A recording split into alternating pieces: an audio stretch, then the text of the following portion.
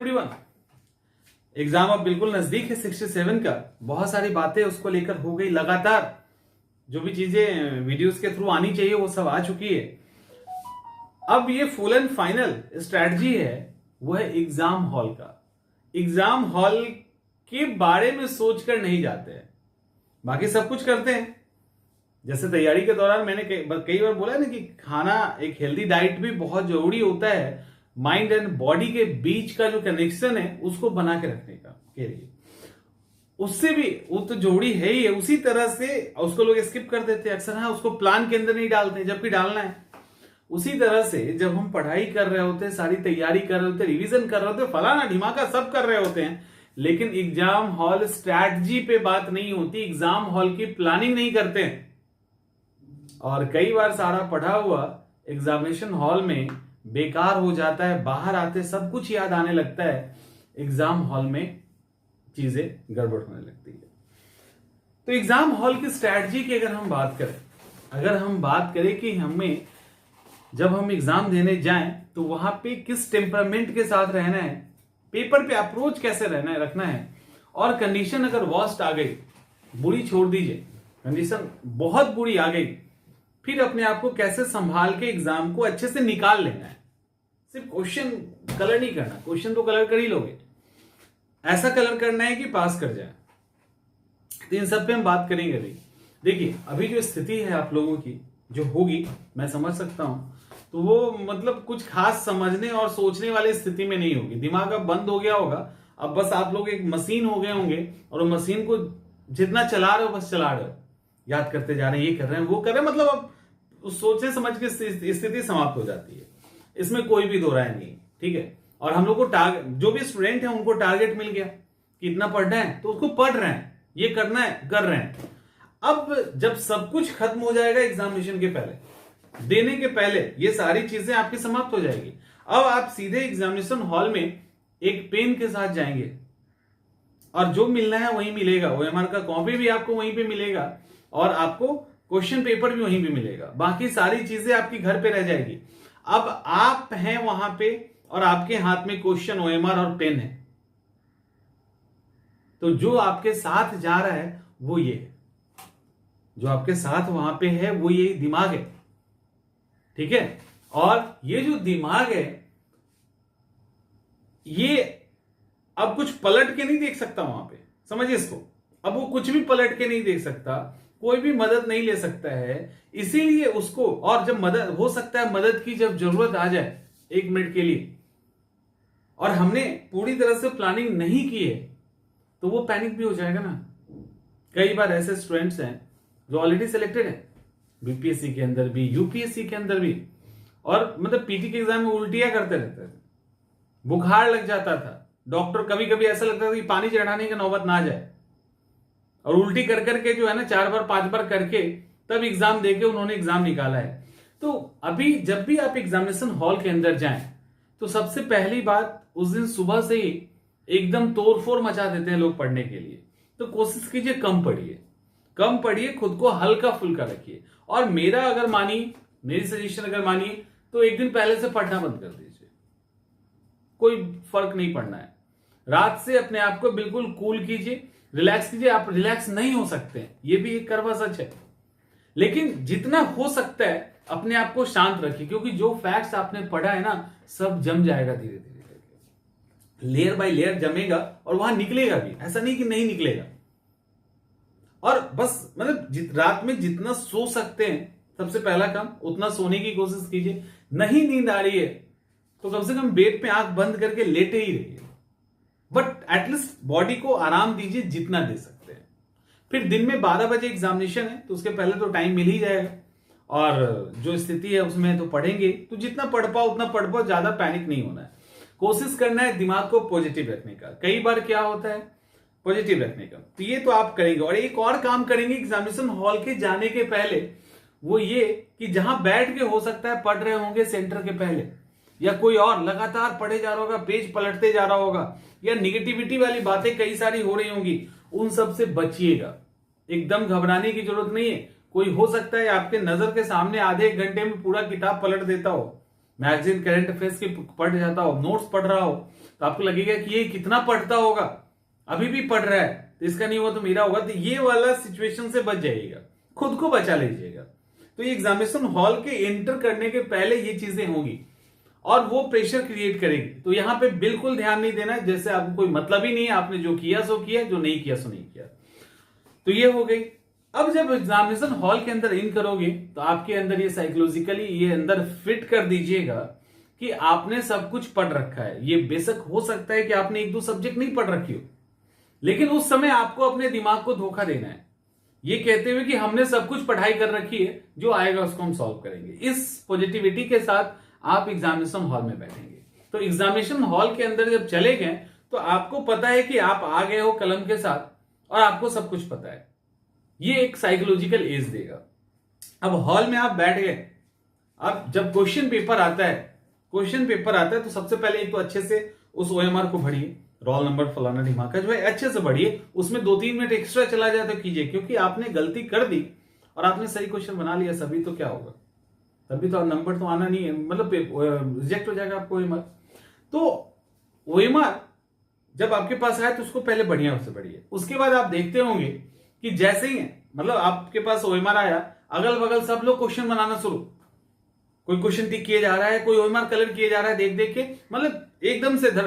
तो उसमें क्या लगेगा, कई बार ऐसा लगता है कि अरे सब तो बना रहा है, हम ही छूट रहे हैं, सब बना रहा है हम छूट रहे हैं कभी। तो ये सारी चीजें स्टार्टिंग में होगी, तो आपको एकदम पैनिक नहीं होना है, एकदम पैनिक नहीं होना। एक और चीज जो होती है उसको भी ध्यान रखिएगा, वो ये होती है कि जब आप क्वेश्चन खोलेंगे तो हो सकता है कि स्टार्टिंग के क्वेश्चन आपके मन लायक ना हो, और ये ऐसा आप पेज जब पलटते जाओगे तो हो सकता है 3-4 पेज तक यही हाल रहे। इसकी संभावना है। जैसे किसी ने ज्योग्राफी नहीं पढ़ी है और ज्योग्राफी का थोड़ा सा मॉडरेट लेवल का सवाल आ जाए तो परेशान कर सकता है।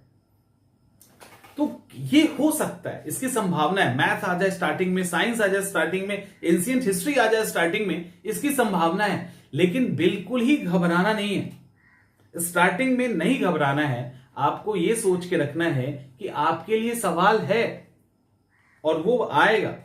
हो सकता है 20 सवाल के बाद आए, लेकिन वो आएगा जिसको आप बनाएंगे, और इसको भी आप बाद में बना लोगे। जब एक बार सवाल बनाने के मोड में आप आ जाएंगे ना, तो मुश्किल सवाल भी बन जाएगा, उसके भी ऑप्शंस आपको लास्ट में नजर आने लगेंगे। जैसे अभी जिस स्पेस में हो, अभी आपको कोई भी मोटी किताब पकड़ा दिया जाए, 2 दिन में पढ़ लोगे उसको, जो स्पीड वही होता है एग्जामिनेशन हॉल में। जैसे ही आप आसान सवाल बनाना सॉल्व करते हैं, आपके सवाल बनने लगते हैं। ठीक है, तो एकदम से पैनिक नहीं होना है देख के। जब एक स्थिति और आएगी आपके पास, मैं सब कुछ एकदम क्लियर बता रहा हूं, एक स्थिति और आएगी जब हाफ एग्जाम आपका हो रहा होगा, उसमें कुछ लोग जो है ना क्वेश्चन पेपर बंद करके OMR कलर करके सो रहे होंगे, अपने आप को ये दिखाएंगे कि हम बिल्कुल रिलैक्स, हमने तो कर दिया कलर, मैंने बना दिया। अरे टाइम लगता है थोड़ी ना बनाने में, बन गया। अब उसको देखकर भी समस्या आ जाती है, अरे इसने तो 1 घंटे में ही कलर कर दिया, 40 मिनट में ही कर दिया, 1.25 घंटे में ही कर दिया, हमारा तो अभी बहुत छूटा हुआ है। जबकि आपके पास टाइम है, उसमें आप कर लोगे।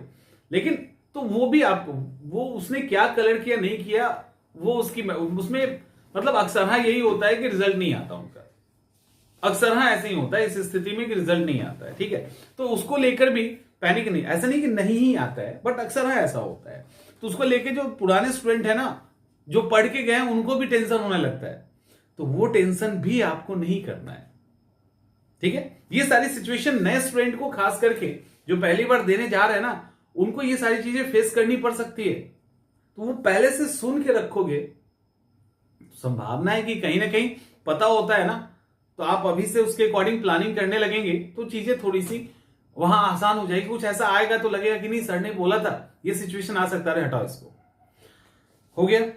अब जब आप क्वेश्चन पेपर अटेम्प्ट करें, वहां पर भी एक चीज का ध्यान रखिएगा, कोशिश कीजिएगा जो एकदम से इजी सवाल है, एकदम आसान सवाल है, मैं अच्छे से बता रहा हूं आपको, एक एक चीज समझा रहा हूं। जो एकदम से आसान सवाल है 1 से लेके 150 के बीच का, उसको बना लीजिएगा।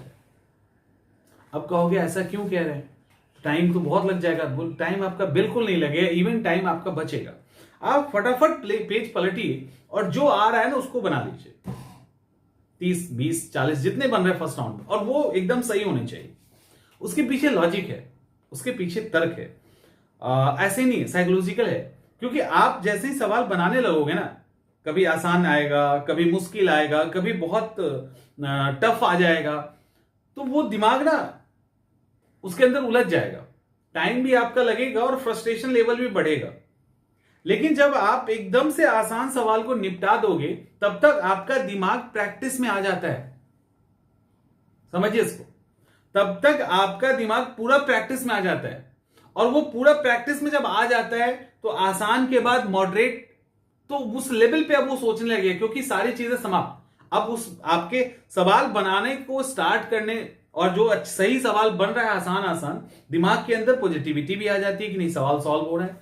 दिमाग जो है बाकी सारा चीज सोचना बंद कर देता है, और उसके बाद धीरे धीरे करके टाइम लगता है, माइंड को टाइम लगता है सवाल के अंदर मैंने जाके टिकने में, इधर उधर सोचना बंद करने में उसको एक समय लगता है। उस बीच में अगर आपने मुश्किल सवाल उठा लिया, आपको मुश्किल मिल गया, तो वो थोड़ा सा पैनिक कर सकता है, थोड़ा सा सिचुएशन नए स्टूडेंट के लिए खासकर जिनको एक्सपीरियंस नहीं है उनके हाथ से बाहर निकल सकता है।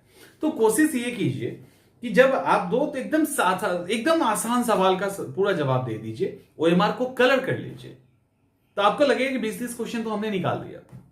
तो एक साइकोलॉजिकल एज आएगा, तब तक आप पूरे प्रैक्टिस और रिदम में आ जाओगे। फिर उसके बाद मॉडरेट, मतलब जो आपको समझ में नहीं आता उसको, जो समझ में कम आता है, जिसमें एक या दो ऑप्शन पे डाउट है, पहले उसको बनाइए, और फिर जो मुश्किल सवाल है उसको बनाइए। ठीक है, मुश्किल सवाल बनाइए।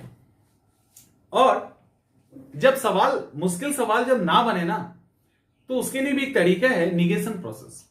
अक्सर हाँ एग्जाम निगेशन प्रोसेस से ही निकाला जाता है, खासकर यूपीएससी का। बीपीएससी का तो आप निकाल सकते हो, यूपीएससी बिना निगेशन प्रोसेस के शायद ही निकलता है। एक्सेप्शन हर जगह है, शायद ही निकलता है। उसके कारण है क्योंकि निगेशन प्रोसेस बहुत ही शानदार तरीका है जो सवाल नहीं आता है उसको सही करने का, उसको सही करने का एक बेहतर तरीका है। उसमें होता क्या, निगेशन प्रोसेस क्या होता है, जैसे कोई सवाल आपके पास आया, आपको आंसर नहीं पता है, तब भी आपको लगता है नहीं ये वाला तो ऑप्शन नहीं हो सकता, ये तो लग ही नहीं रहा है इसके साथ मैच कर रहा है, हट, और उसको तुरंत काट दो। फिर दूसरा, इसकी भी चांसेस कम लग रहा है, ये भी नहीं लग रहा है, तो अक्सर हाँ निगेशन में क्या होता है, दो ऑप्शन पे आप अटक जाएंगे।